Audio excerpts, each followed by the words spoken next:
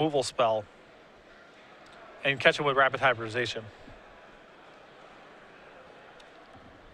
Second pack rat does join the party. Mutavault could go after to make this a 3-3. We'll see if that's what Elder has some interest in doing.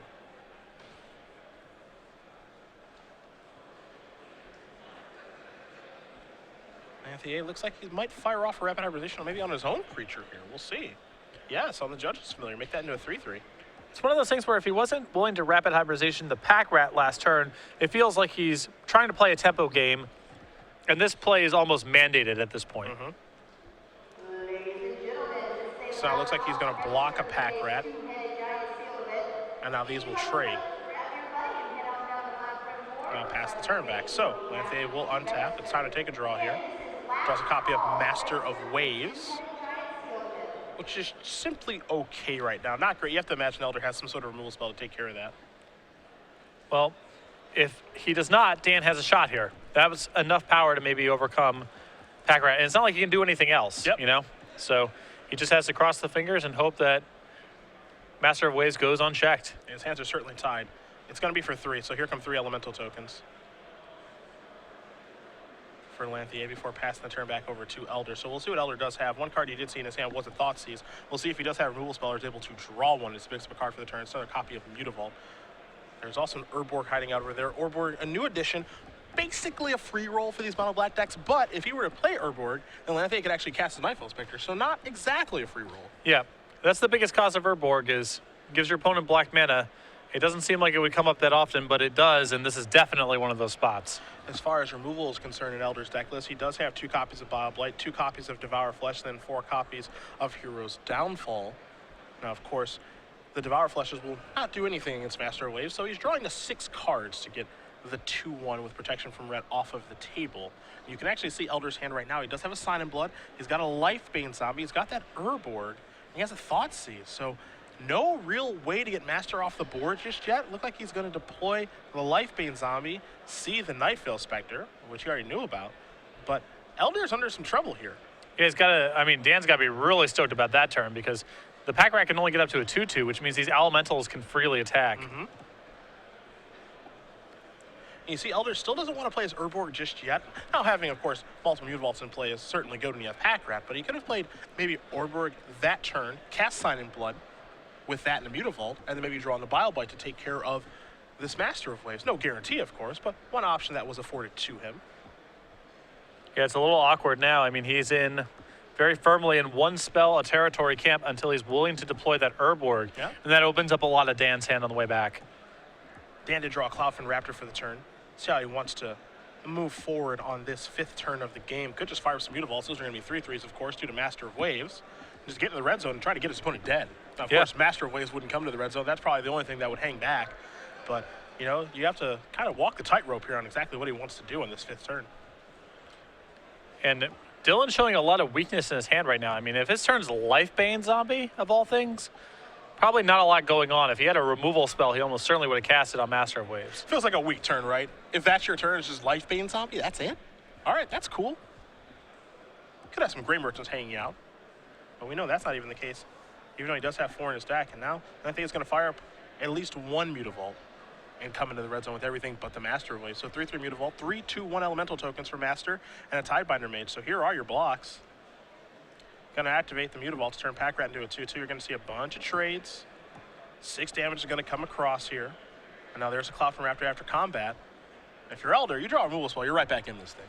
Yeah, though Dan, again, has to be thrilled with what happened that last turn. Yeah. You know, Pack Rat's now off the table. Dylan has to play an honest game. You have to wonder, would have Dylan been better served last turn just making a rat in lieu of casting Lifebane Zombie?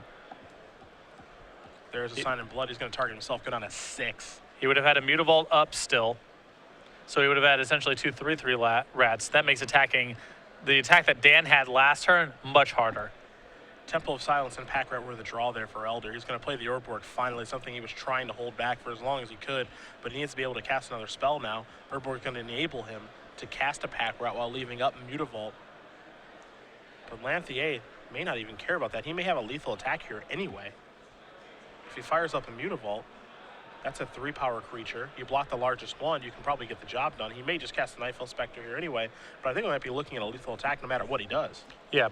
He has to, I guess, respect the possibility of something like Ulcerate coming out of Dylan's deck. Yeah. But he's probably fine. Yeah, and that is going to do it. So Dan Lanthier is going to win game number 1 here over Dylan Elder. Mono Blue Devotion going to get the job done over Mono Black as we do take a look at the sideboards. And I've got Elders in front of me. He'll be going to the deck box, and what he'll find in there are 2 copies of Stain the Mind, 3 Duress, a Liliana Vest, 1 Erebos God of the Dead, 2 Pithy Needle, an Ultimate Price, a Devour Flesh, 2 copies of Doomblade, and then 2 copies of Drown in Sorrow. I do expect Ultimate Price and Devour Flesh to come in here along with the Doomblade. You just want to kind of up how much removal you do have. The big question for me that I'll ask you is your thoughts on Drown in Sorrow in this matchup. I think he has to bring it in. Dylan here is surprisingly light on anti-beatdown cards. I mean, his sideboard, 2 Stain the Mind, 2 Pithy Needle, and Erebos, a Liliana, 3 copies of Duress. He's definitely trying to beat control decks with the way he's set up here. I think he does have to bring in the 2 copies of Drown in Sorrow here, just because he doesn't have enough high-impact cards otherwise. I mean, the Thoughtseize and Underworld Connections are both pretty suspicious in this matchup, and he only has 1 Ultimate Prize, 1 Devour Flesh, and 2 Doomblades to bring in. So I think Drown in Sorrow is going to end up coming in. On the other side of things, I know you have Dan's deck list in front of you. What do you see? 2 Dissolve, 2 Jace Memory Adept, 2 Gainsay, a Binding of Thassa, 2 Dispel, Pithy Needle, a Cyclonic Rift, a Domestication, 3 copies of Negate. 3 of those is a lot. 3 is a lot. I like Domestication a lot in this matchup. I think the 2 copies of Dispel are excellent here. Dylan's trying to break serve with 2 and 3 mana instant speed removal spells, so Dispel lines up very nicely. I don't know if he wants the harder counters like Dissolve. They feel a little slow for the matchup. And Jace Memory Adept could come in here, though I think it's more for matchups like Esper or Blue-White. Well, both players will be underway here in just a moment. One thing you have noticed on the Open Series recently, we saw Andrew Boswell losing the finals with this deck, along with Scott Lipp winning with it. And we can't forget about Jackson Cunningham's run with green-white aggro as well. Within that deck is the mighty Advent of the Worm. And Star City Games does have the brand new Worm token available. You do see the Creature Collection series here with the deck box, the dice bag, of course, the large box that house your cards in. I know it's not the red box for you, but maybe the Worm will do. And we can't forget about the playmat as well as 2 Worm tokens. You get these whenever you do come to the website. Orders placed between June 23rd and October 3rd. Yep, and you see him there with a fisherman hat on, using a human being as bait. That's pretty cute. These token series are incredibly popular, and you see, as Cedric mentioned, all the various fixins there that you can purchase there, dice bags, deck boxes, sleeves, the whole shebang. I'm glad that we have a Worm token finally, as Advent of the Worm is going to kind of make its way out of standard. But, you know, finally getting the props I feel like it deserves. It's been really good over the past month. And it would not surprise me if at some point during Modern's format, Advent was a reasonable card to put in your deck. I don't think it's impossible. Happy. I would. If Birthing Pod or Turn 3 kill decks are the best thing that's going on, it's going to be really hard. But imagine the decks are like green-black or, you know, random control decks. I can imagine Advent of the Worm doing some work. It's not impossible. I could see eating a Tarmogoyf by surprise. Oh, yeah. I wouldn't be surprised by that at all. Again, new Creature Collection series here. Our exclusive Worm products are now available. And again, get 2 free with website orders placed between June 23rd and October 3rd. As we do head back over to our match here between Lanthier and Elder, we will watch blue versus black yet again. Not the first time we've seen this, certainly not the last. Elder will be on the play here with Mono Black Devotion. A matchup that I typically think is really bad for Mono Blue Devotion, perhaps even worse than the Esper or Blue-White matchup. But It's tough. Dan able to take game 1 there. You know, it does kind of vary. It looks like Lanthier is going to take a mulligan here. Yeah, it seems like it varies a lot between how good and how bad it is. You know, there's some times where I see, you know, Mono Blue get the job done against Mono Black. The other times where I see Mono Black absolutely annihilate Mono Blue. I feel like, you know, the matchup percentage is somewhere in between. Just not entirely sure where. So there's kind of 3 different things going on with Mono Blue Devotion. There's how good is Master of Waves in the matchup, how good is Thassa in the matchup, and then how good are your random creatures in the matchup. That's the reason that the matchup against something like Red Aggro is so good for Blue Devotion, because your random creatures are all really good in the matchup. Judge's Familiar and Frostburn Weir are effective cards. Against Mono Black Devotion, it's really only Thassa. I mean, Master of Waves can randomly run away with games. We saw it there, in fact, but that's rare against the 20 Terminate deck. Yeah. Your other random creatures don't do a lot of work either, except for Nightveil Spectre, which is occasionally hard for Mono Black to kill. So you're really not working with that many cards that appreciably impact the matchup. You're just hoping your curve of creatures is good enough, and that's hard to do against Mono Black. This will do a nice job of breaking up the curve here. Here's the Thoughtseize. You're going to see a Frostburn Weird, a Nightveil Spectre, Cyclonic Rift, and a Rapid Hybridization along with 2 islands. We'll see what Elder is going to select, but one thing that I think really is important in this matchup is who's on the play. Yes. Breaking serve is very, very difficult to do. Something Brad Nelson actually noticed in his testing for the last Pro Tour is that breaking serve is almost impossible. So you want to find a deck that's really, really effective on the play because it's hard to lose when you're there. Yeah. And Thoughtseize into Pack Rat is about the best opening you can ask for. Oh, yeah. Oh, yeah. There's just an island past the turn back here. Will Lanthier. You see Whip of Erebos the draw here for Elder. There is a second land. See if he has a Sign of Blood to cast. He does. So that's certainly a good start. Sure, he starts the game with 16, but he's got to see the opponent's hand. He's 2 cards deeper into his deck. You saw a Drowned Sorrow and a Bile-Blight picked up from the Sign of Blood. He's got to like his start thus far. Yeah. And Sign of Blood is all part of that game plan of just trade 1 for 1 and win with the leftovers. Lanthier displays an island before passing the turn back.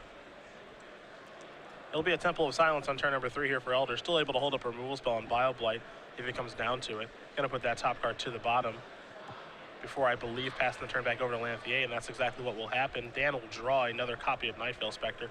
Here's an island, and he will deploy the first one. But it won't be long for this world, as Bile-Blight will take care of that.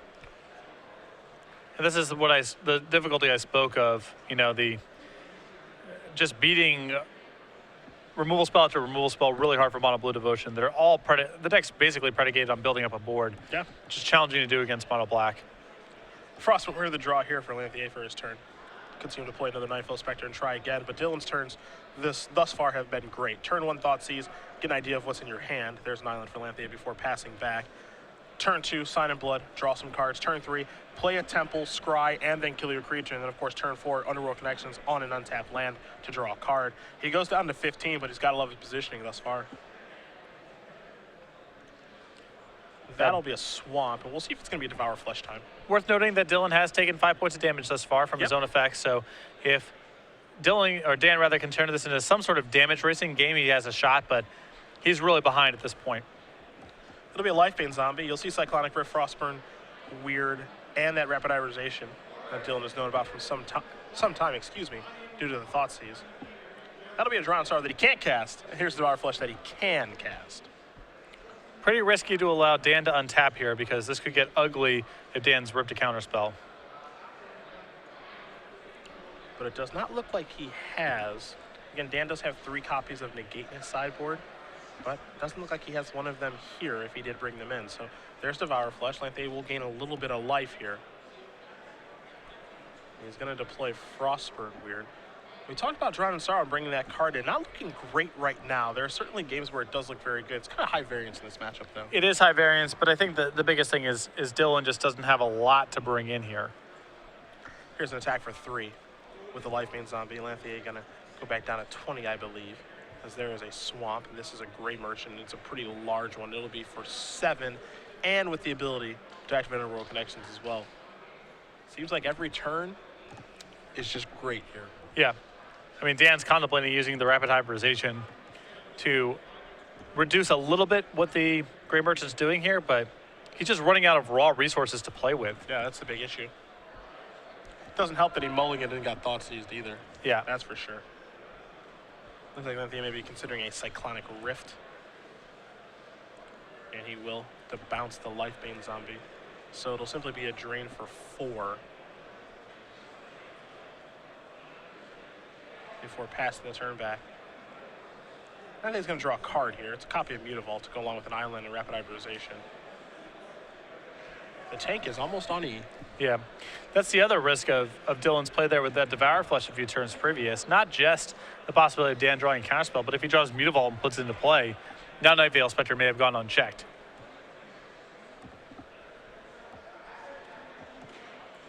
So just a Mutavault, no attack there. You see Elder's going to draw a Swamp. He will lay that freshly drawn land. You can see the Whip of Erebos in his hand in case this game does go a lot longer. That'll probably give him the inevitability he's looking for. Yeah, Whip is not really going to be doing a whole lot of graveyard shenanigans in the matchup, most likely, but 4 mana, give your team lifelink still may be good enough. Lifebane Zombie, going to see those 2 cards. Yet again, an island and a Rapid Hybridization. Just going to pass the turn back. Content with just kind of playing this sort of game. I think he still would have been better served just drawing a card straight away As if he gets more info. Well, he also might find a Lightbane zombie or something else to cast. That's true. Could find another one to play. Yeah. There's an island. He saw Bind of Thassa was the draw here for Lanthier. He's going to have some interest in casting that, absolutely, because he doesn't want to get targeted by a Thoughtseize. But he might actually have some interest in saying, all right, you attack me. Yeah. And we don't see that a lot, but he's not really doing much else. And Zelda's going to activate the Underworld Connections, pay a life to draw a card. And we'll draw another one for his turn. Saw Desecration even was picked up. There's a Swamp. And with 8 mana available, we could see a very powerful turn here from Elder, which is that Whip plus that Demon. Lanthier says, you are forced to attack me. And the Frostmourne will block the Grey Merchant. So Lanthier will take 3. Elder will gain 5. And now there's the Demon to mess everything up. Yeah, and at this point, with that Whip active, it may not even matter if Dan's able to engineer the game such he's able to connect with Weird and draw some cards off that Biden. Lanthier drawing a copy, I believe, of Judge's Familiar for the turn. He's going to have to get a little bit crafty to work his way through all of this. Yeah, can't win with damage racing, and also can't win through card advantage. Yeah.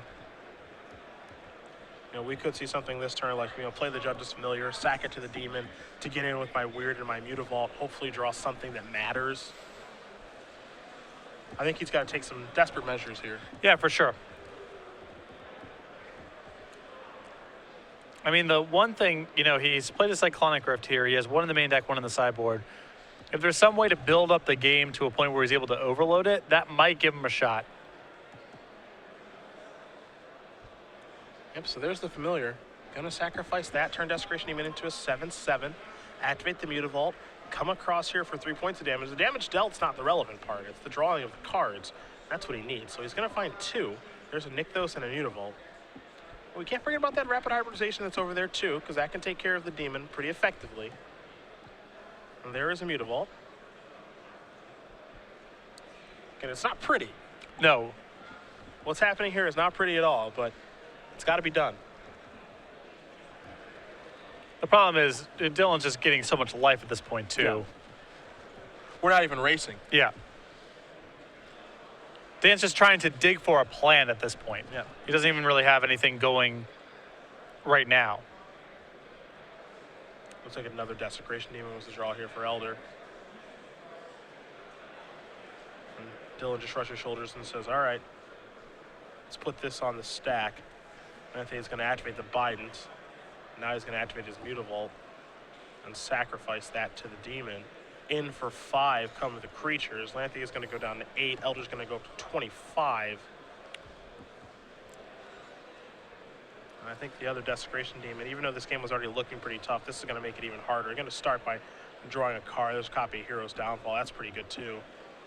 Now you can play Demon and Downfall something. Yeah.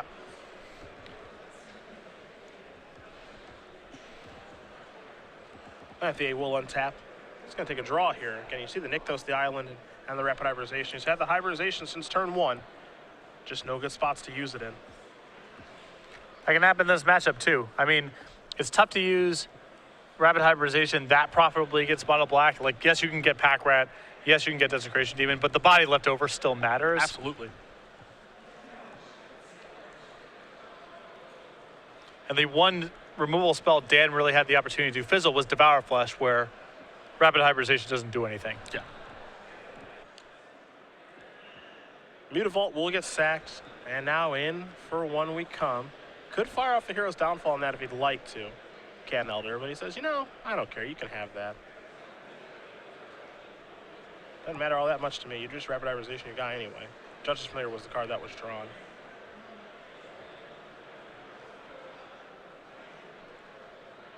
Gonna play Nykthos.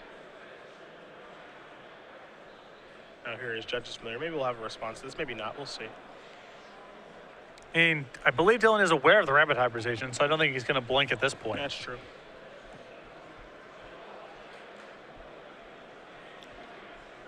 Again, Dylan right now with Hero's Downfall and Drown in Sorrow in his hand.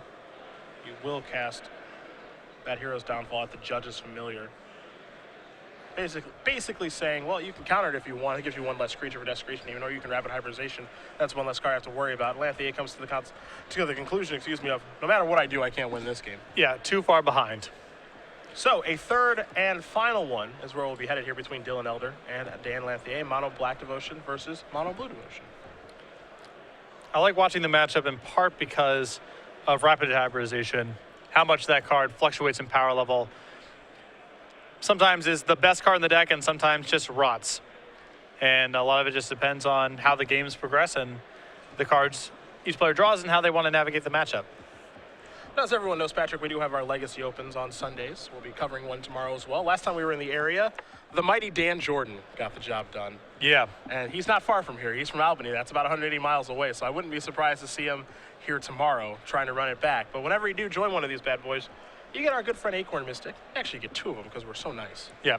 And And we have, as we're bringing up on the screen here, we have, just like with the Worm tokens, all of our creature collection series, we have everything available for all of your Acorn Mystic needs. Playmats, dice bags, deck boxes, sleeves, everything. And a little spoiler alert, there's one more in the creature collection series of Squirrel series later this year. Now, I can't tell you what it is. I haven't seen it. I'm sworn to secrecy, but if you like Acorn Mystic, and who doesn't really, how can you not like that guy? There's one more coming out. Again, I can't tell you what it is, even though I want to. The powers that be would not be happy with me. That rhymed, by the way. You and Shrout would be in the unemployment line together. Gone. Gone. Polish. Back to Red Robin is where I would go. Editing each other's resumes. Yes. I would probably head back to the Dirty Bird, as it were. That's what we should make a creature, the Dirty Bird. The Dirty Red Bird. Robin Bird. The How red, about that? just covered in dirt. That works. Yeah. Get some artists on that. But again, Acorn Mystic, two free tokens every time you enter a Legacy Open here with us. We started these on June 13th, and of course, you do see the deck box, the dice bag, the playmat, and the sleeves for our little buddy. A red bird, looking depressed, cleaning out the grease trap at a Red Robin. Would you buy those? Would you buy those sleeves? I would love to buy those sleeves. Given my experience at Red Robin, I would love those sleeves. I can only come up with a million awesome ideas per show. After that, it's in Star City's hands to implement them, you know? So. Just a bird with a broom in his hand, just covered in ketchup and mayonnaise. Sad, just, dirt around the eyes. Yeah. Sweat coming down its brow. Clearly working a double. Yeah, clearly working a double and just trying to clean out that grease trap. Didn't get the refills of fries over to the customers fast enough. Yeah. Let me tell you, someone who worked at Red Robin, you better be quick on those fry refills. People do not like to wait. Yeah. Well, that is the reason to go there, right? Well, the food is perfectly acceptable. It's unlimited French fries, right? There is unlimited French fries, yes. That does seem like some sort of moral hazard. There's a lot of people who need their French fry consumption capped. This is true. You know what I mean? This is true. Well, now we're in a world where all you can eat is just the place to be. Look at TGI Fridays. Yeah. Endless appetizers.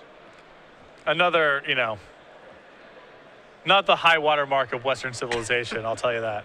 Do you accept the challenge? As many mozzarella sticks as you can possibly eat. Yeah. I think I could maybe do like 12. Depends. This morning I could have probably done 20, but they get so bad so fast. They are on significant diminishing returns. That is really true. The first one is like pretty good, and then the second one is like okay, and then they just get like kind of bad after a while. They get pretty, yeah. Now fried green beans, I could probably do a healthy amount of those. Those aren't bad. It's a good start here for Dan. He's got a Cloudfin Raptor. It's going to be a 1/2, and now a Tidebinder Mage. And this is all, again, I think it's very, very important for whoever in this matchup to be on the play. Yeah, and for the Mono Blue Devotion side, it almost doesn't matter what they're casting. It's just staying out in front of removal spells, especially Devour Flesh. So the game's all about. There's a second land to pass the turn back. You have to imagine Dylan has some sort of removal spell here, as he did not cast a Sign in Blood. Sure, Sign in Blood would have made him discard, but at least he would have been mana efficient. So my guess is he probably has some sort of removal spell here. Even if he doesn't, he still may want to hold on to it. I mean, he might want to play some cards out of his hand. It's a slow pace, but taking 2 and discarding here seems pretty rough. He's actually taking 4 now and not discarding, because there's Nightfield Spectre to evolve the Raptor.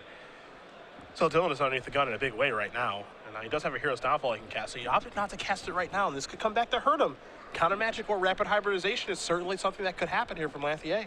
Yeah, Dylan has done a lot of, I'm casting my instance at the last possible moment stuff. And Yeah. against Mono Blue Devotion, you want to be casting stuff when they're actually tapped out. Yeah, no, that's a real thing. Here comes Thassa now, and Thassa's going to evolve the Cloudfin Raptor, so here's a Hero's Downfall. It's going to take that out, so now it won't because there's the necessary Devotion, but an attack here for 4 is going to put Elder down even lower. And now Dylan has the sequence here where he can, if he wants to, Sign in Blood, play a land, and cast Devour Flesh. And that's one of the more powerful sequences in this deck. That's what makes Sign in Blood so appetizing in this deck, is that now you can start playing 2 spells on turn 4 as opposed to on turn 5. Yeah, Mono Black Devotion is often in 1 spell a turn territory, and things that break up that pattern are really valuable for the deck. The addition of Sign in Blood, of course, does come at a cost, but it's a mighty addition.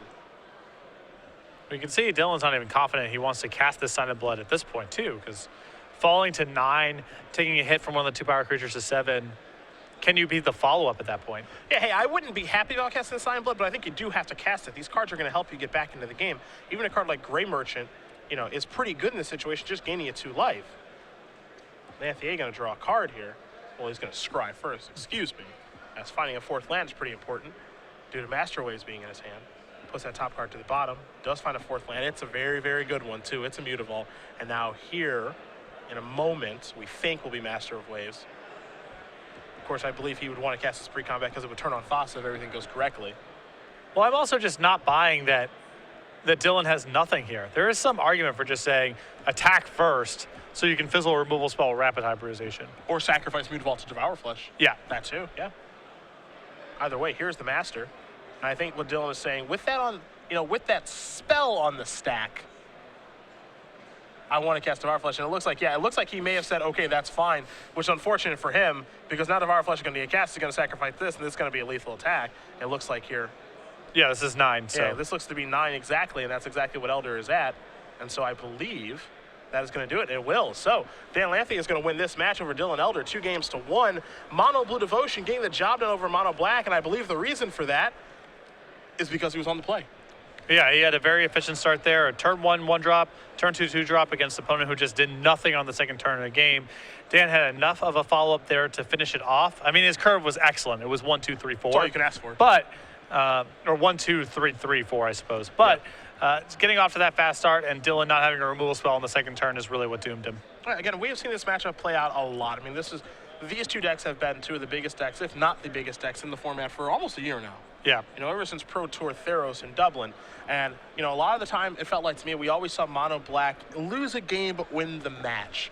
But a lot of the time, that's because Mono Black won game number 1. That means they were on the play for game number 3. And, you know, it's really big on who's on the play in this matchup. You know, take a card like Pack Rat. Miles better on the play in this matchup than on the draw. Yeah, you can actually play a game against Pack Rat on the play if you're Mono Blue. And in fact, Dan